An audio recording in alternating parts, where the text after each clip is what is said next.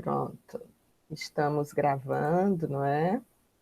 Primeiramente, quero desejar bom dia para todos vocês, não é? Desejar uma semana realmente muito boa, muito produtiva, não é? Tranquila. Vocês, não foi o caso, né, de vocês, mas alguns alunos, né, estavam perguntando a outros colegas quando é que as nossas aulas iam reiniciar, porque não sei se vocês lembram, a primeira data, uma primeira previsão da universidade seria a gente voltar às aulas presenciais no dia de hoje, não é? 4 de maio. Mas realmente nós recebemos um comunicado, né, do setor de recursos humanos dizendo que as aulas, todas as atividades da universidade, né, continuariam exatamente nessa modalidade remota, exatamente porque vocês estão vendo, né, que o pico, não é, nós infelizmente, mesmo com esse número de mortes absurdo, nós não atingimos o pico, principalmente aqui, não é, em Fortaleza, né, o pico do coronavírus. Então, não é, realmente nós não temos um calendário ainda, não é uma previsão para o retorno às aulas presenciais. Tanto é assim, não é, que todos nós professores, até por indicação da coordenação, a gente está começando, né, a passar as mais diversas atividades, aí depende aí realmente da particularidade de cada colega. A gente está começando a passar as atividades para a composição da nossa AV2, né? E vocês podem observar que já tem aí, não é, lá, se vocês acessarem a nossa disciplina no material didático, ali em trabalho, não é, vocês já vão ter realmente um trabalhinho para ser entregue também pelo próprio Unifor Online, né? Vocês anexam um arquivo no próprio Unifor Online e pode ser entregue até o dia 11 de maio, não é? Até a próxima segunda-feira. E aí, posteriormente, né, na próxima semana, eu comento esse trabalho com vocês, tá? Provavelmente na quarta-feira já da outra semana. Então, né, a gente vai ficar tendo os nossos encontros normais, não é? E aí eu sempre vou estar disponibilizando, eu vou ver também se eu faço um quiz com vocês ou alguma coisa assim. Eu estou pensando aí para a gente ir compondo essa nota de AB2 e também, né, a gente pode compor da mesma forma a nossa nota de AB3, tá? Então, né, os próximos dias eu vou dando realmente, não essas informações, não é, para como é que a gente vai compor, né, a totalidade das nossas notas de AB2 e AB3, tá certo?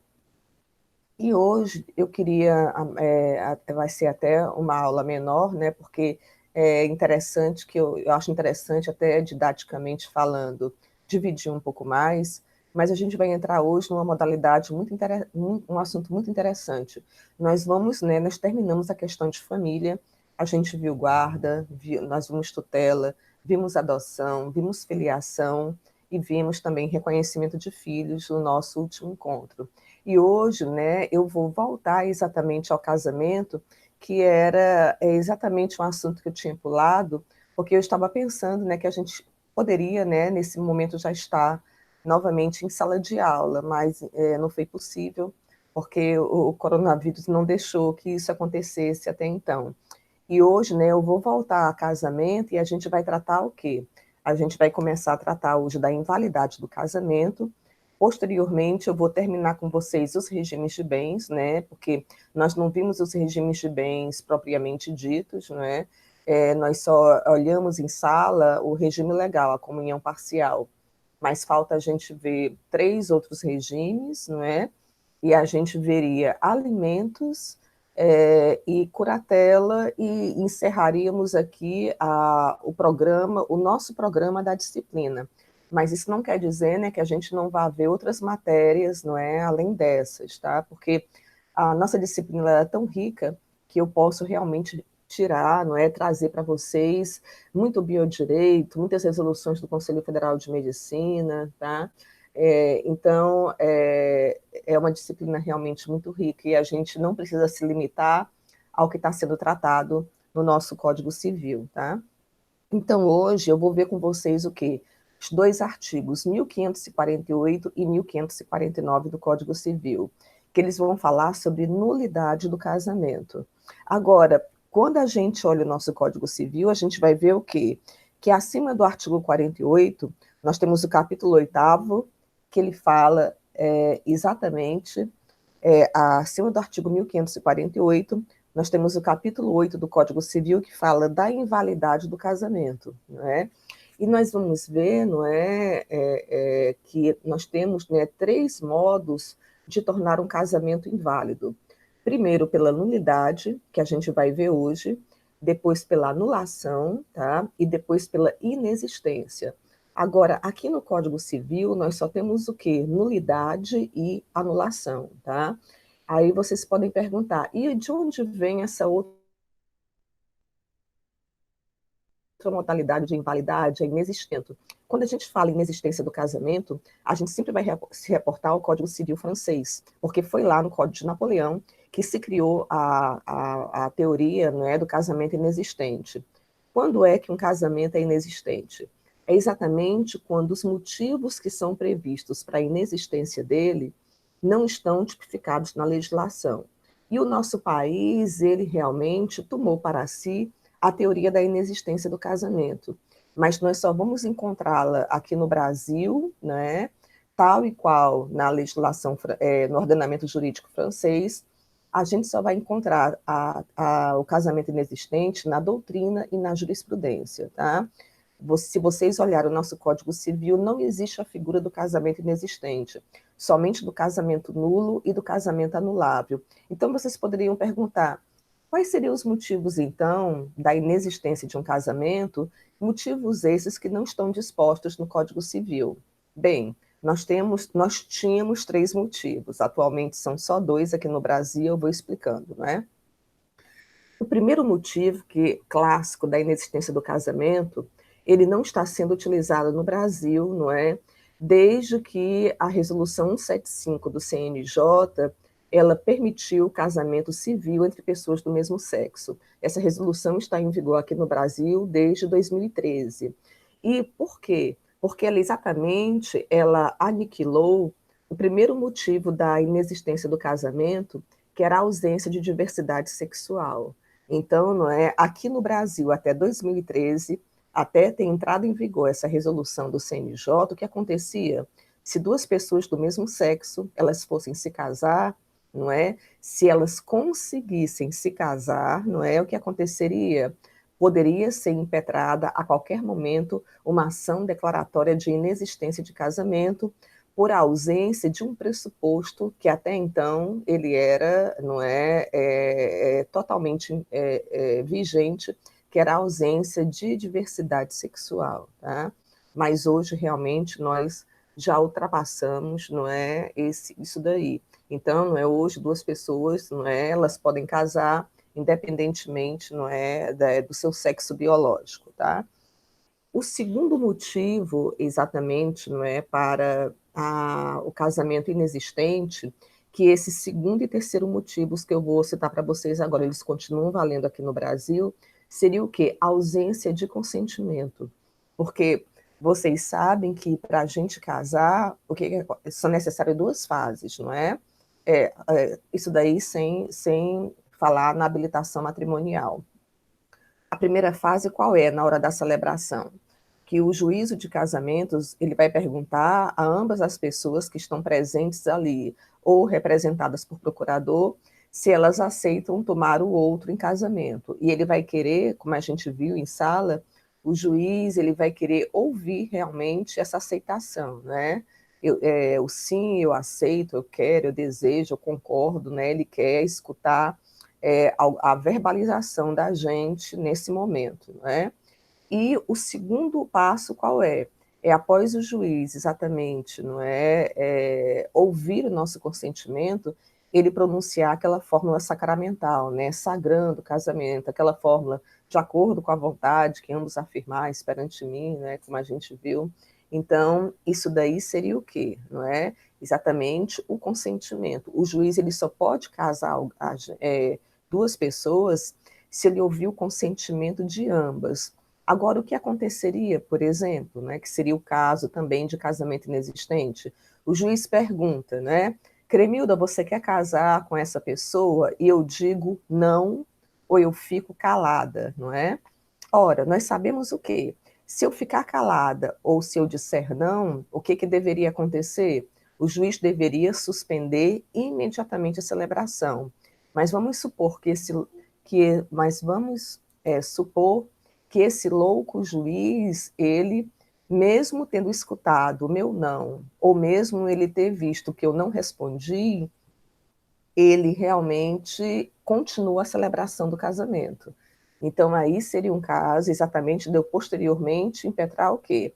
Uma ação declaratória de casamento inexistente, dizendo que, ora, que eu não concordei com aquele casamento. E mesmo assim o juiz teimou e me casou. Então, seria exatamente a ausência de consentimento de um dos nubentes ou de ambos, ela deveria ensejar o quê? A suspensão imediata da celebração. E se o juiz ele casa alguém com ausência de consentimento, seria exatamente o caso de casamento inexistente. E o terceiro motivo, não é, que a gente pode alegar para o casamento ser declarado inexistente, seria o quê? Ausência de autoridade celebrante. Ou seja, quem me casou foi um representante do Ministério Público, quem me casou foi uma autoridade policial, um delegado ou uma delegada de polícia, quem me casou foi um juiz do trabalho, não é? Quem me casou foi um juiz federal. Ora, essas pessoas nunca foram autoridades celebrantes. Então, se por acaso, não é, uma dessas pessoas, ela me casa, não é, ou seja, um juiz do trabalho, um delegado de polícia, um membro do Ministério Público, existe o quê aí? Ausência de autoridade celebrante. Então, o casamento também seria inexistente, né? Mas como eu falei, não é, desses três motivos que nós temos, não é, para chegar à declaração de casamento inexistente, ou seja, desses três motivos, só dois estão valendo, porque a diversidade sexual não é mais caso de casamento inexistente, nós só temos casos hoje como casamento inexistente, o quê? A ausência de consentimento de um ou de ambos os nubentes e a ausência de autoridade celebrante, tá?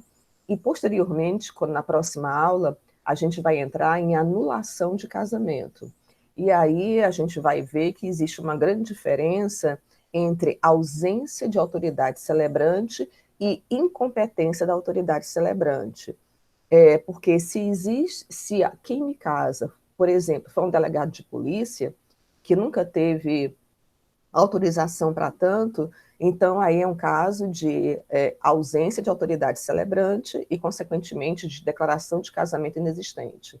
Agora, se quem me casou foi uma autoridade celebrante, mas incompetente em razão da matéria ou do lugar, aí a gente vai ver na próxima aula que isso daí poderia ser o caso, não de casamento inexistente, mas de casamento anulável, tá? Mas hoje, como eu falei para vocês, a gente só vai ver exatamente, não é, o primeiro caso, né, de invalidade do casamento, que é exatamente o casamento nulo, nos artigos 1548 e 1549 do Código Civil. Como eu falei para vocês, essa nossa aula vai ser mais curtinha. Assim que eu terminar de comentar esses dois artigos, eu paro a gravação e aí a gente pode até conversar um pouquinho mais sobre outras coisas, tá certo? Então, se a gente abrir o nosso Código Civil no artigo 1548, né, ele vai dizer o seguinte: é nulo, eu estou só preparando porque vários colegas, né, e que bom, todos bem-vindos, né, estão aqui entrando na reunião, tá? Então, né, para quem está chegando agora, a gente vai ver hoje, né, o casamento nulo, que ele vai ser tratado aqui nos artigos 1548 e 1549, tá? Eu já vou dizer para vocês que esse artigo 1548, ele sofreu uma grande modificação agora em 2015, com o Estatuto da Pessoa com Deficiência. Por quê? Porque o inciso 1 dele foi revogado, tá? O que dizia esse inciso 1, tá? O artigo 1548, inciso 1, dizia o seguinte: é nulo o casamento contraído, não é? Engraçado, aqui o meu Código Civil revogou e não tem nenhum artigo, mas eu vou dizer para vocês, não é? É nulo o casamento contraído pelo enfermo mental, não é? Sem pleno discernimento para os atos da vida civil. Então, a gente vai ver que esse artigo 1548, inciso 1, desde 2005, ele foi revogado exatamente pelo Estatuto da Pessoa com Deficiência, né? Porque ele dizia o quê? que era nulo o casamento contraído pelo enfermo mental, sem o necessário discernimento para os atos da vida civil. Ou seja, isso daí era uma grande discriminação em relação a todas as pessoas que poderiam sofrer de alguma enfermidade mental. E nós vemos também, não é, que hoje, independentemente da deficiência, nós temos o direito a todos os atos da vida civil. Eu até já mostrei para vocês em sala, não é? Eu acho que vocês lembram, o artigo 6º do Estatuto da Pessoa com Deficiência, que vai dizer o quê? Que independentemente da deficiência, seja ela física, né, seja ela mental, seja ela intelectual, as pessoas podem casar, podem constituir união estável, elas têm livre acesso ao planejamento familiar, elas podem tanto adotar como serem adotadas, elas podem exercer guarda ou tutela, que é proibido qualquer procedimento que vise a esterilização, não é, de uma pessoa que tem alguma deficiência. Então, o Estatuto da Pessoa com Deficiência, ele realmente ressuscitou a capacidade civil de todas as pessoas aqui no Brasil, independentemente da sua condição.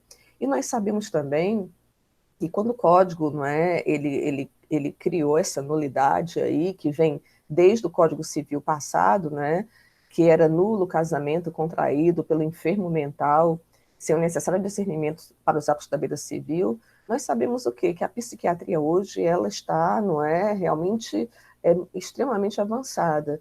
Então, né, nós temos, se eu for falar em 3 doenças mentais clássicas, não é, elas seriam o quê? Se eu for falar nos 3 grandes grupos de doenças mentais, não é? A gente poderia dividir em esquizofrenia, em transtorno bipolar e em depressão. E a gente vai ver, né, que todas elas hoje, elas têm uma altíssima possibilidade, pelos medicamentos que nós temos, não é, de colocar, não é, de trazer essa pessoa exatamente para a normalidade, não é, se a gente por acaso achar que algum de nós é totalmente normal, né, ou alguma coisa parecida.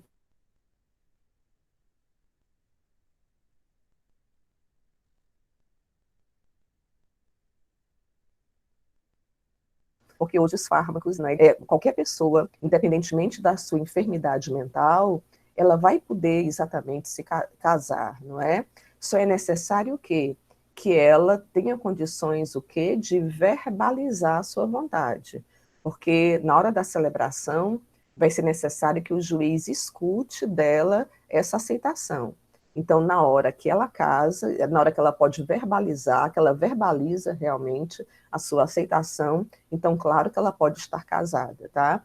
Então, esse inciso 1 do artigo 1548, ele foi revogado desde 2015. E nós só temos hoje, não é, como motivo de nulidade de casamento, o inciso 2 do artigo 1548, que vai dizer: é nulo o casamento contraído por infringência de impedimento, que são exatamente os impedimentos do artigo 1521 do Código Civil, que nós já tínhamos visto, não é?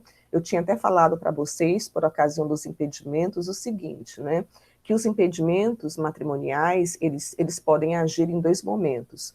O primeiro momento, qual é? É para impedir a celebração do casamento, não é? Então, é um impedimento matrimonial que ele é suscitado já durante a fase da habilitação matrimonial ou até o momento da celebração do casamento, onde impediria a realização desse casamento.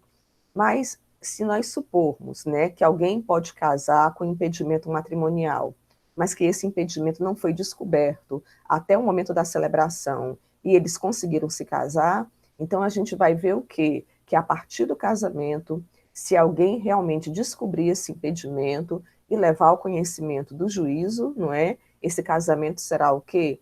Nulo de pleno direito. E como vocês sabem, as nulidades, elas são imprescritíveis. Então, a qualquer momento, a pessoa podia ter até 50 anos de casada, 20 filhos, não é? Não importa, o casamento será nulo de pleno direito. Agora, é claro que, como nós sabemos, os filhos não serão afetados de forma nenhuma, não é? Nós continuamos com aquela presunção de paternidade, maternidade oriunda do casamento, né? Por exemplo, uma menina está grávida e o casamento dela foi nulo, tá? Durante a gravidez, né? Ela era casada, estava grávida, aí foi descoberto o impedimento matrimonial e o casamento foi declarado nulo, né? Ora, o que importa é o quê? Que quando ela engravidou, ela estava casada. Se esse casamento, se essa convivência conjugal tinha mais de 180 dias, olhando lá aquele prazo do artigo 1597, inciso 1, que nós vimos, não é? Se ela já tinha mais de 180 dias de convivência conjugal e está grávida e o casamento foi nulo, claro que ela volta ao estado civil de solteiro, mas existe aí a presunção, não é, de paternidade, tá? Mesmo que ela tenha casado com esse homem, sabendo, por exemplo, né, vamos supor que esse homem já era casado com a primeira mulher, ela sabia que ele já era casado e ela casa com ele, ela engravida, tem mais de 180 dias de convivência conjugal, é descoberto que o homem que ela casou é bígamo e o casamento dela é nulo de pleno direito. Mas os efeitos da presunção de paternidade derivados do casamento, eles vão subsistir. Só fazendo referência ali ao último artigo que nós vimos na aula passada, que foi o artigo 1617, que vai dizer o quê? A filiação materna ou paterna pode resultar de casamento declarado nulo, ainda mesmo sem as condições do putativo, tá? Então, o artigo 1617, ele vai dizer o quê? Que não é porque um casamento foi declarado nulo que não vão existir aquelas presunções de paternidade ou maternidade. E sobre os efeitos putativos que o artigo 1617 fala, a gente vai ver isso também nesse assunto que a gente está tratando, não é? De invalidade do casamento no momento posterior, tá? Então, queridos, né? Quais são os motivos hoje que levam exatamente a um casamento ser declarado nulo? Somente quando é descoberto, né, que esse casamento foi celebrado com a inobservância e com desrespeito a algum impedimento matrimonial previsto no artigo 1521, tá? E a segunda pergunta que a gente pode fazer é o seguinte: e quem é que pode realmente, né, impetrar essa ação de nulidade matrimonial? Aí a gente vai ver que o artigo 1549 ele vai responder a essa pergunta.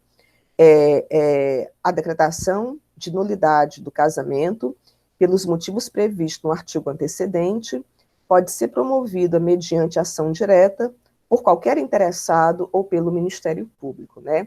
Por qualquer interessado. Aí a gente vai ver o quê, não é? Que realmente nós sabemos que os impedimentos matrimoniais eles são cogentes porque eles são de ordem pública, ou seja, é interessante para toda a sociedade que nenhum casamento, não é, que foi realizado com desrespeito a impedimentos matrimoniais, ele sobreviva. Então, se vocês olharem a obra do Cristiano Chaves, do Nelson Rosenwald, né, da Maria Berenice Dias, eles sempre vão dizer o quê? Que qualquer pessoa capaz, não é? Qualquer pessoa da sociedade que seja maior, não é? Ou que seja menor, mas emancipado, ele também teria legitimidade para impetrar essa ação de nulidade matrimonial, porque realmente toda a sociedade tem interesse em que esses casamentos, né, pela questão da moral, eles não subsistam, tá certo? Agora, a doutrina majoritária vai dizer o quê? Quem é legitimamente interessado exatamente para impetrar essa ação de nulidade? Seria, não é, num primeiro momento, as pessoas que são afetadas por esse casamento, por exemplo, né? O meu marido, casado comigo, casou com outra menina, né? Então, eu que sou a primeira mulher dele, né? Realmente, eu vou ser declarada a única, né? Eu posso mover a ação de nulidade matrimonial com algum herdeiro desse meu marido também poderia mover a ação de nulidade matrimonial, tá? Na ausência desse cônjuge ou desses parentes, quem poderia mover também a ação de nulidade matrimonial? Como o próprio diz aqui, como diz aqui o artigo 1549, o Ministério Público, tá? E também o próprio juízo de família, ele poderia, ex officio, mover a ação de nulidade matrimonial assim que ele soubesse, não é, de algum impedimento, tá? Então, a doutrina majoritária, ela não vai dizer que qualquer pessoa poderia mover a ação de nulidade matrimonial, né? Quem eu vejo que realmente encampa esse elastecimento da competência é exatamente o Cristiano Chaves, a Maria Berenice Dias e o Nelson Rosenwald, tá? Mas a grande maioria das doutrinadores e jurisprudência também vai dizer o quê?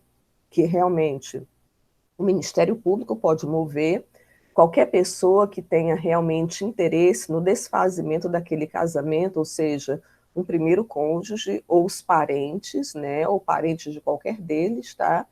E o juízo, ele pode, né, mover a ação de nulidade matrimonial ex officio, ou seja, mesmo sem ser provocado, né? E também qualquer dos cônjuges pode mover ação de nulidade matrimonial. Por exemplo, eu casei de boa fé, eu não sabia que esse homem que eu me casei já era casado com a primeira pessoa. Eu posso mover ação de nulidade? Sim, eu posso mover. Agora, a pergunta, ele pode mover a ação de nulidade? Por incrível que pareça também, não é? Ele que me enganou, não é? Ele que casou comigo, já sabendo, né, que era casado com outra pessoa, ele também pode mover a ação de nulidade matrimonial. Uma outra coisa, né? Vamos supor que eu casei com esse homem e aí o casamento não deu certo e eu me divorciei, tá? Então, eu vou para o estado civil de divorciada. Posteriormente, eu tenho conhecimento de que esse meu ex-marido, quando ele casou comigo, ele já era casado com outra pessoa. Eu ainda posso mover a ação de nulidade matrimonial?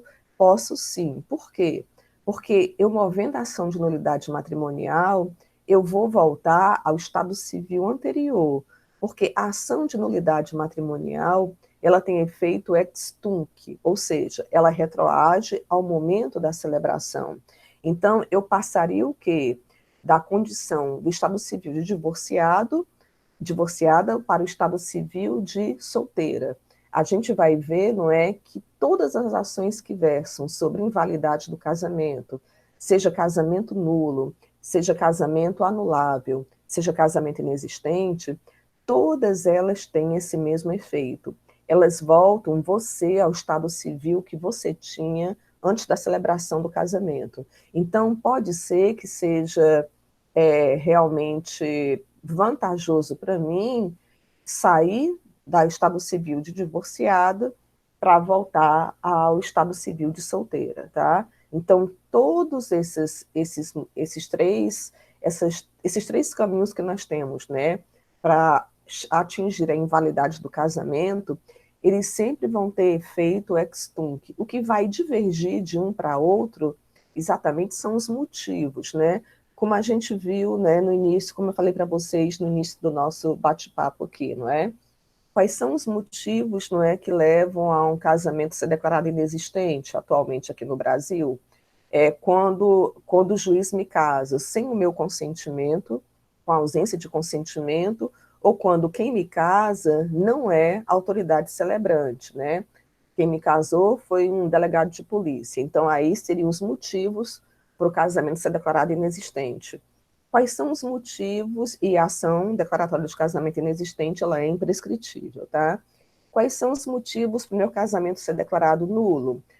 Infringência de algum impedimento matrimonial. E aqui também a gente vai ver que a ação de nulidade, ela é também imprescritível. Agora, quais são os motivos para um casamento ser anulado, não é? Aí a gente vai ver na próxima aula, a partir do artigo 1550, vários e vários motivos pelos quais um casamento pode ser anulado, tá? Aí os motivos, eles são realmente, né, muito, muito diversos. Tanto é assim que eu vou até preparar, não é, exatamente um material para colocar, né, no nosso material didático ali, nota de vocês poderem acompanhar a questão, né, do casamento anulável, tá? E olha a expressão, casamento anulável. Por quê? Porque o casamento anulável, diferentemente do casamento nulo ou do casamento inexistente, o casamento anulável, que a gente vai começar a ver na próxima aula, ele pode convalidar com o decurso do tempo, né? Por exemplo, tá? Eu me casei com um homem que ele tinha praticado um crime, tá? É só um exemplo de casamento anulável, tá? Eu não sabia que ele tinha praticado o crime. Quando eu descubro que ele praticou o crime, eu já estou casada com ele. Se eu não estiver casada com ele há mais de 3 anos, eu posso exatamente impetrar uma ação de anulação de casamento por esse motivo. Mas eu também posso não impetrar. Eu posso muito bem tomar conhecimento que ele é um criminoso, isso até me causar algum impacto, mas eu posso realmente resolver continuar casada com ele. Mas se eu tiver até 3 anos de casada com ele, e essa notícia me causar muito impacto, eu posso mover a ação de anulação de casamento. Mas se eu tivesse, não até 3, mas se eu já tivesse 4 anos de casada com ele, eu poderia mover a ação de anulação, por esse motivo não é? Porque aí o casamento convalidou e eu só poderia sair desse casamento ou pelo divórcio ou pela morte, tá? Então, a gente vai ver que os motivos que a gente vai ver na próxima aula, que levam o casamento a se tornar anulado, primeiro, né, as pessoas que sabem desses vícios, elas podem não se interessar em mover a ação de anulação, e também o decadencial, ele foi ultrapassado, e você também não pode mover mais a ação de anulação, porque a gente vai ver que são muitos motivos para um casamento ser declarado anulado. E a depender do tipo de motivo, você tem prazos decadenciais diferentes, que eles vão de 180 dias até 4 anos após a celebração do casamento, tá? Então, vocês vão ver, não é, que essa matéria que a gente vai ver na próxima, que vai começar na próxima aula de casamento anulável, ela realmente é bem interessante, tá? Mas como eu falei inicialmente, hoje, né, o meu objetivo era iniciar exatamente essa questão da invalidade do casamento, trazendo para vocês, não é, exatamente os motivos de um casamento inexistente e trazendo também para vocês os motivos que levam um casamento a ser declarado nulo, tá? E na quarta-feira a gente continua a nossa discussão aqui a partir do artigo 1550, tá? Eu pergunto, né, alguém tem alguma dúvida sobre o que a gente falou hoje, né, dos artigos ou do casamento inexistente?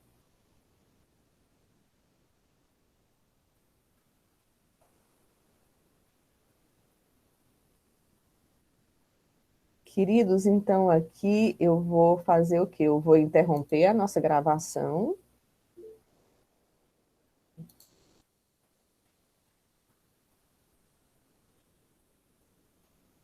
O Aloysio, os artigos dados hoje foram o 1548 e o 1549, tá? Só falei 2 artigos.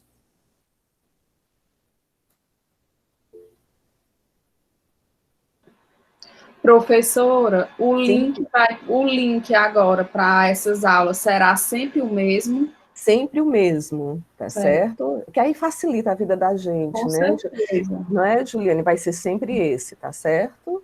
Tá certo. Então, lindas, eu vou só interromper a gravação, tá? Aqui.